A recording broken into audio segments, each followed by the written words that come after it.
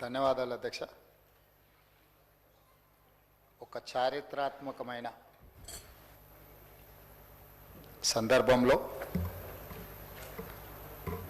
ప్రజాప్రతినిధిగా జీవితకాలం గుర్తుండిపోయే ప్రభుత్వ విధానాన్ని సభలో ప్రకటన చేయడానికి తమరు అవకాశం ఇచ్చినందుకు మనస్ఫూర్తిగా తమరికి కృతజ్ఞతలు, ధన్యవాదాలు తెలియజేస్తున్నా అధ్యక్ష. బలహీన వర్గాలకు సంబంధించి ప్రధానంగా ఈ సమాజంలో వాళ్ళకి సంబంధించిన లెక్కలు కానీ వివరాలు కానీ లేకపోవడం వల్ల వాళ్ళ యొక్క వివరాల కోసం ఎన్నో రోజుల నుంచి చర్చ జరుగుతున్న సందర్భంలో ఈ సభలో ఈరోజు సామాజిక, ఆర్థిక, ఉపాధి, విద్య, రాజకీయ మరియు కుల సర్వే 2024 నివేదికను ప్రవేశపెట్టడానికి అవకాశం ఇచ్చినందుకు మనస్ఫూర్తిగా మీకు ధన్యవాదాలు. రాష్ట్రంలో సామాజిక, ఆర్థిక, విద్య, ఉపాధి, రాజకీయ మరియు కుల సర్వే ఈ సభలో మాట్లాడుకోవాల్సి వస్తే ఈ దేశాన్ని బ్రిటిషర్స్ పరిపాలించినప్పుడు 1931లో కులగణన జరిగింది తప్ప ఆ తర్వాత స్వతంత్ర భారతదేశంలో 75 సంవత్సరాలు పూర్తి చేసుకున్న సందర్భంలో ఎన్నిసార్లు జనాభా లెక్కలేసినా 2001 జనాభా లెక్కలు కావచ్చు, 2011 జనాభా లెక్కలు కావచ్చు, లేకపోతే 91 జనాభా లెక్కలు కావచ్చు, లేకపోతే వెనక్కి వెళ్తే 81 జనాభా లెక్కలు కావచ్చు, ఇట్లా ప్రతి 10 సంవత్సరాలకు ఈ దేశంలో లెక్కిస్తున్న జనాభాలో ఎస్సీ ఎస్టీల వివరాలు మాత్రమే పొందపరిచారు తప్ప బలహీన వర్గాలకు సంబంధించిన ఇతర కులాలు, ఉపకులాలకు సంబంధించిన వివరాలను ఏ రోజు కూడా పొందుపరచకపోవడం వల్ల 75 సంవత్సరాలు పూర్తి చేసుకున్న ఈ భారత స్వతంత్ర దేశంలో బలహీన వర్గాల యొక్క లెక్కనే లేకపోవడము, బలహీన వర్గాలకు ఒక ఆవేదనగా, ఒక బాధగా మా హక్కులను కాలరాస్తుండ్రు, అసలు మమ్మల్ని మనుషులుగా కూడా మీరు గుర్తించడం లేదు, సమాజంలో జిత్తినే ఆబాది ఉత్తినే ఇస్సదారి అనే ఒక నినాదాన్ని నాయకుడు రాహుల్ గాంధీ గారు తీసుకోవడంతో వారు ఎన్నికల సందర్భంగా భారత్ జోడో యాత్రలో భాగంగా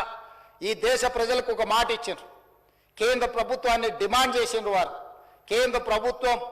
జనాభా లెక్కలు సేకరించినప్పుడు కులాల ప్రాతిపదికన కూడా జనాభాను సేకరించాలి, తద్వారా ప్రభుత్వం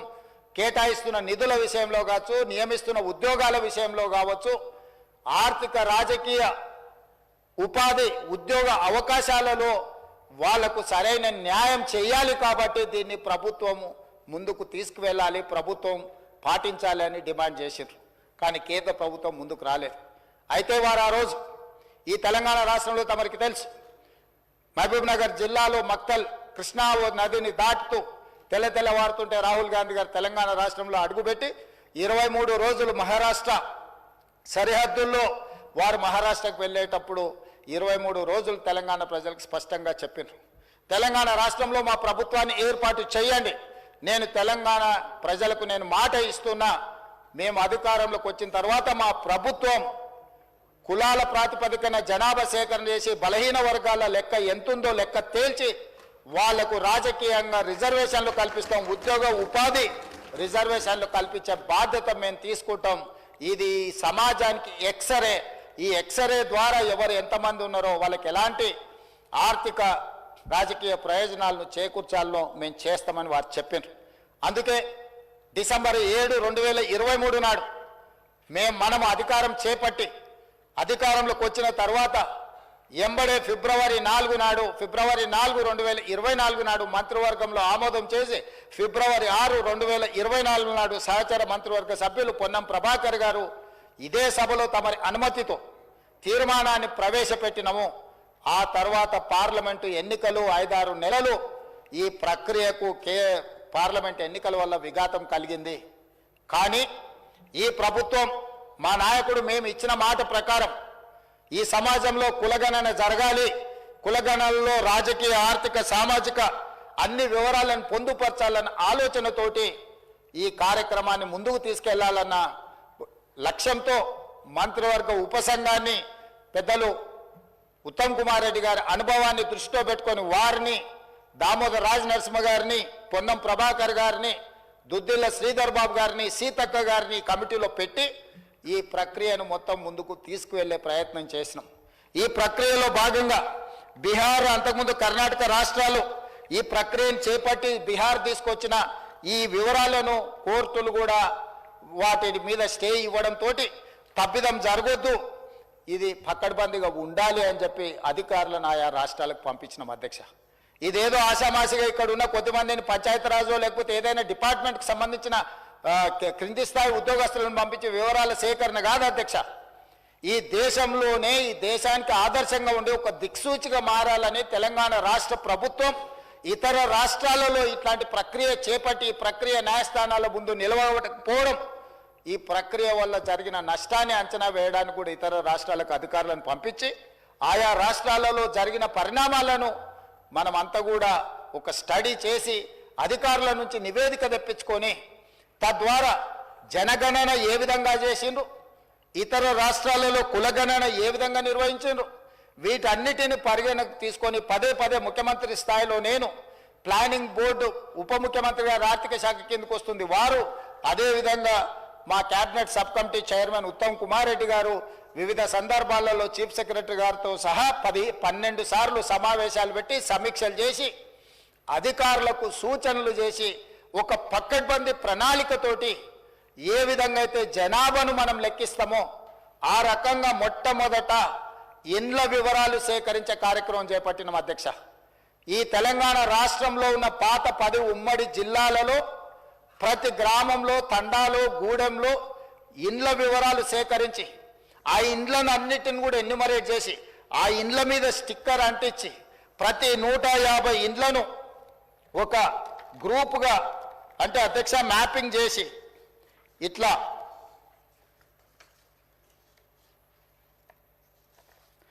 ప్రతి ఇంటిని కూడా ప్రతి ఇంటికి స్టిక్కర్ అంటించి ప్రతి 150 ఇండ్లను ఇట్లా మార్కింగ్ చేసి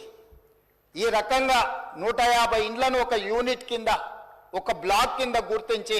ప్రతి యూనిట్ని ఈరోజు నేను ఇంతకుముందు చెప్పినట్టు 94,000 పైచిలకు యూనిట్లుగా గుర్తించి వీటి ప్రతి ఏరియాకు ఒక్కొక్క ఎన్యుమరేటర్ని ఇచ్చేసి ఈ 150 ఇండ్లను రోజుకు 8 నుంచి 10 కంటే ఎక్కువ చేయకూడదు. ఎందుకంటే 10 కంటే ఎక్కువ చేస్తే వాళ్ళు తొందరపాటులో హడావిడిగా చేయాలన్న నిర్ణయంతో వాళ్ళు తప్పర్లు జరగడానికి అవకాశం ఉంటుందని చెప్పి వివిధ డిపార్ట్మెంట్లకు సంబంధించిన వాళ్ళు, teachers, agriculture extension officers, anganwadi teachers, IKP, ఏపీఎంలు, bill collectors and assistant bill collectors, ward officers, Indira Kranti పథకం book keepers, chairman, environment engineers, Panchayati Raj secretary, junior assistant, record assistant, typist, work inspector, ఇట్లా ప్రభుత్వంలో ఉన్న వివిధ శాఖలకు సంబంధించిన అధికారులను ఈరోజు మనం వాళ్ళందరినీ పెట్టి ప్రతి ఇంటికి ఇలాంటి స్టిక్కర్ను అంటించిన అధ్యక్ష. మొదటి 3 రోజులు ఈ రాష్ట్రంలో ఉన్న అన్ని గృహాల యొక్క వివరాలను సేకరించి ఆ వివరాలన్నిటిని కూడా ప్రతి ఒక్కరి ఇంటికి ఇట్లా స్టిక్కర్ అంటించి ఫస్ట్ ఇండ్లను గుర్తించడం జరిగింది అధ్యక్ష. ఆ తర్వాత ప్రతి ఇంటికి మన ఎన్యుమరేటర్లు వెళ్ళి ఇట్లాంటి అప్లికేషన్లు తీసుకెళ్ళి అధ్యక్ష ప్రతి ఒక్కరి వివరాలు వాళ్ళందరితో సేకరించి 8 పేజీలల్లా అక్కడికి వెళ్ళి వాళ్ళతో మాట్లాడి వాళ్ళు ఇచ్చిన సమాచారాన్ని తీసుకొని వాళ్ళ సంతకాన్ని కూడా కుటుంబ యజమాని పేరు, మొబైల్ నెంబర్తో సహా సంతకం వాళ్ళు తీసుకొని, ఎన్యుమరేటర్ సంతకం తీసుకొని, సూపర్వైజర్ సంతకం తీసుకొని ఈ రకంగా సమాచారాన్ని 8 పేజీలలో పూర్తి వివరాలతో కూడుకున్న వాళ్ళ పేరు, తండ్రి పేరు, వాళ్ళ కులము, వాళ్ళ ఆర్థిక స్తోమత, వాళ్ళ విద్య, గతంలో ప్రభుత్వం నుంచి ఏమైనా పథకాలలో లబ్ధి పొందినరా, గతంలో రాజకీయ పరమైన రిజర్వేషన్లు ఏమన్నా పొందినరా, ఇట్లా పూర్తి స్థాయిల వివరాలతోటి ఆ కుటుంబం యొక్క వివరాలు తీసుకున్నాం అధ్యక్ష. ఇవన్నీ మాన్యువల్గా సేకరించి 76,000 మంది డేటా ఎంట్రీ ఆపరేటర్స్ని పెట్టి ఏ ఎన్యుమరేటర్ అయితే 150 ఇండ్లకెళ్ళి చేసిండో అతనే డేటా ఎంట్రీ ఆపరేటర్ దగ్గర కూర్చొని ఒక్కొక్క పేజీ తీసి కంప్యూటరీకరణ చేపించి పూర్తిగా ఈ డేటానంతా కూడా 76,000 మంది డేటా ఎంట్రీ ఆపరేటర్లు 36 రోజులు కష్టపడి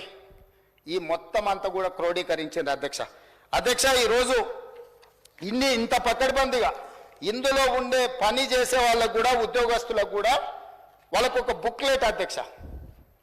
రాష్ట్ర స్థాయిలో ఎన్యూమరేటర్లకు శిక్షణ ఇచ్చినాం,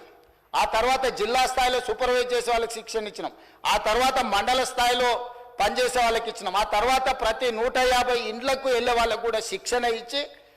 ఎక్కడ తప్పు జరగకుండా ఎలాంటి ఇబ్బంది జరగకుండా వాళ్ళకు ఒక బుక్లెట్ ఇచ్చి ఒక మాన్యువల్ అంటే గైడ్ లైన్స్ లాగా ఒక పుస్తకం ఇచ్చి అధ్యక్ష వాళ్ళందరినీ కూడా వాళ్ళకి శిక్షణ ఇచ్చి ప్రభుత్వం పకడ్బందీగా వీళ్ళందరినీ కూడా వినియోగించుకున్నప్పుడు వాళ్ళందరికీ కూడా జీతభత్యాలు ఇచ్చినాం అధ్యక్ష. అంటే ప్రభుత్వ ఉద్యోగులైనా జీతమే కాకుండా అదనంగా పనిచేయించుకున్నందుకు కూడా వాళ్ళకు జీతభత్యాలు ఇచ్చి 160 కోట్ల రూపాయలు ఖర్చు పెట్టి ఈరోజు ఒక నిర్దిష్టమైన పకడ్బందీ సమాచారాన్ని ఈరోజు సేకరించిన అధ్యక్ష 7 దశాబ్దాలుగా పైగా ఈరోజు బలైన వర్గాలకు సంబంధించిన వాళ్ళు కావచ్చు, మైనారిటీలు కావచ్చు, మేము ఎంతమంది ఉన్నామో మా లెక్క మాకు చెప్పండి అన్నారు అధ్యక్ష. కనీసం మాకు నిధులు, మా రిజర్వేషన్లు, లేకపోతే మా ఉద్యోగ ఉపాధి అవకాశాలలో మేము మా భాగం అడగాలి అని అంటే కనీసం మా లెక్క తేల్చండి అని అంటే ఎవ్వరు కూడా వాళ్ళ ఆర మొలకించిన వాళ్ళు లేరు అధ్యక్ష. అందుకే ఈరోజు ఈ ప్రభుత్వం స్పష్టంగా నిర్ణయం తీసుకొని ఇది ఒక చారిత్రాత్మకమైన నిర్ణయం, రేపు సమాజం యొక్క అభివృద్ధికి ఇది ఒక దిక్సూచిగా ఒక మోడల్ డాక్యుమెంట్గా మారుతుందని చెప్పి ఈరోజు ఒక పకడ్బందీ ప్రణాళికతో చర్య తీసుకున్నాం అధ్యక్ష. అందుకే ఈరోజు కమిషన్ ఇచ్చిన నివేదికను క్యాబినెట్ సబ్ కమిటీ స్వీకరించి ఈరోజు ఉదయం క్యాబినెట్లో దాన్ని చర్చ పెట్టి క్యాబినెట్లో ఆమోదింపజేసి ఈరోజు ఈ సభలో ప్రకటన చేస్తున్నాం అధ్యక్ష. ఎందుకంటే దీనికి పూర్తి స్థాయిలో చట్టబద్ధత కల్పించాలి. రేపటి నుండి ఈ నివేదిక రాష్ట్ర ప్రభుత్వం అమలు చేయబోయే సంక్షేమ పథకాలకు, అదేవిధంగా అభివృద్ధి కార్యక్రమాలకు, ఉద్యోగ ఉపాధి అవకాశాలకు, రాజకీయ వాళ్ళ అవకాశాల కోసం ఈరోజు ఈ నివేదిక పనిచేయాలన్నది ప్రభుత్వం యొక్క లక్ష్యం అధ్యక్ష. అందుకే ఈరోజు 46.25% ఉన్న బీసీలు, ఏబిసిడి, అదేవిధంగా ఈ గ్రూప్లో ఉన్న ముస్లిం మైనారిటీ బీసీలు ఏదైతే 10.08 ఉందో మొత్తం 56% పైగా ఉన్న బీసీలందరికీ కూడా ఈ రాష్ట్రంలో సముచితమైన గౌరవము, స్థానము కల్పించాలన్న ఆలోచనతోటి ఈరోజు ఈ ప్రభుత్వం ఈ నిర్ణయం తీసుకొని ముందుకు వచ్చింది అధ్యక్ష. కాబట్టి సభలో సభ్యులందరినీ ప్రభుత్వం ఒక మంచి కార్యక్రమాన్ని తీసుకొచ్చి ప్రజలకు అందుబాటులో పెట్టినందుకు ఈరోజు అందరూ సభలో ఉన్న వాళ్ళందరూ కూడా ఈ ప్రభుత్వాన్ని రాజకీయాలకు అతీతంగా అభినందించాల్సిన అవసరం ఉన్నది. మంత్రివర్గ ఉపసంఘాన్ని, అదేవిధంగా అధికారులు, అదేవిధంగా సూపర్వైజ్ చేసిన వాళ్ళు, ఎన్యూమరేటర్లుగా పనిచేసిన వాళ్ళు రాత్రి మగళ్ళు కష్టపడి ఇది ఒక దిగ్విజయమైన కార్యక్రమంగా దేశానికే ఆదర్శంగా నిలబడే ఒక కార్యక్రమాన్ని, ఒక బాధ్యతను నెరవేర్చింది. కాబట్టి ఈ తమరి ద్వారా సభలో ఉన్న సభ్యులందరినీ ఈ మొత్తం కార్యక్రమంలో పాల్గొన్న వాళ్ళని అందరినీ కూడా అభినందించాల్సిందిగా కోరుతున్నా. మీరందరూ పెద్ద ఎత్తున చప్పట్లతో వాళ్ళందరినీ అభినందించాలని తెలియజేస్తూ తమరి దగ్గర సెలవు తీసుకుంటున్న అధ్యక్ష.